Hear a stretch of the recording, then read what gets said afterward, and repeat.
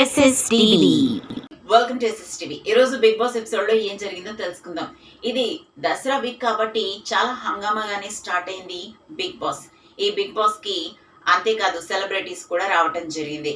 Big boss team కి ఒక special effort కూడా ఈ రోజు దక్కిందని చెప్పాలి.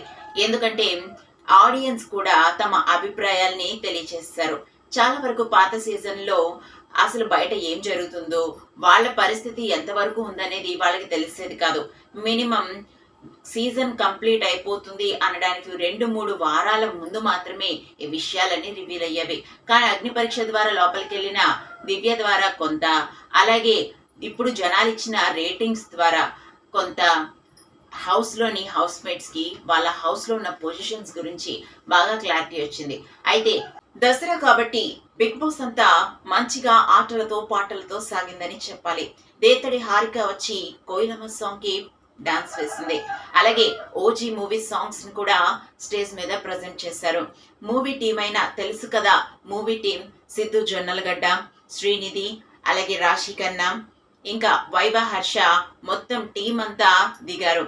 అంతేకాదు హౌస్ మేట్స్ లో బతుకమ్మ ఆడించి వాళ్లతో గేమ్ ఆడించి గెలిపించి వచ్చారు. తెలుసు కదా, మూవీ డైరెక్టర్ నీరజ కోన ఇంట్లోకి ఎంట్రీ ఇచ్చారు.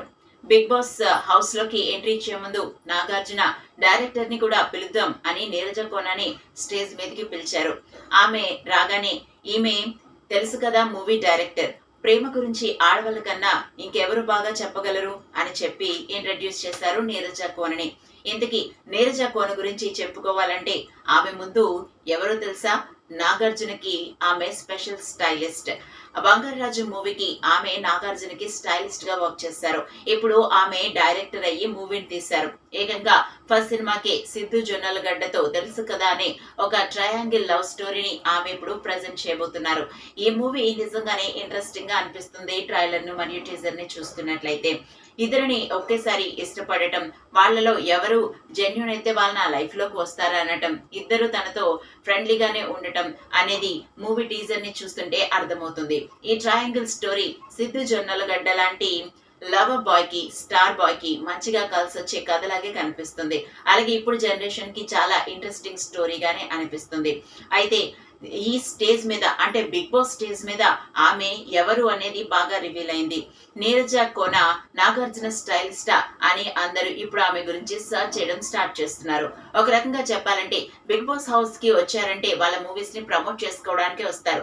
ఎందుకంటే వరల్డ్ వైడ్ గా ఆ షోని చూస్తారు కాబట్టి నీరజ కోనకి ఇప్పుడు నాగార్జున స్టైలిష్ అని తెలియగానే ఇంకా ఆమె గురించి ఎక్కువ సర్చ్ చేయడం జరుగుతుంది. సో ఆమె గురించి ఇంట్రెస్టింగ్ గా సర్చ్ చేసే వాళ్ళకి ఆ మూవీ టీజర్ కూడా వస్తుంది. ఆ విధంగా మూవీకి ప్లస్ పాయింటే కదా, ఎక్కువ ప్రమోషన్ జరిగినట్టే చెప్పుకోవచ్చు. నీరజ కోన కూడా ఎంతో సైలెంట్ గా ఉంది. అయినప్పటికీ మరి మూవీ ఎలా తీస్తుందో అనేది, మనం ఎలా తీసిందో అనేది తెలుసుకోవాలంటే మూవీ రిలీజ్ అయిన తర్వాతే చూడాలి. ఏదేమైనప్పటికీ నీరజ కోనకి అలాగే తెలుసు కదా మూవీ టీమ్ కి బిగ్ బాస్ ప్లాట్ఫామ్ అనేది బాగా కలిసి వచ్చిందని చెప్పొచ్చు. మరి ఇంట్రెస్టింగ్ అప్డేట్స్ కోసం చూస్తున్నాను. Like, share, subscribe.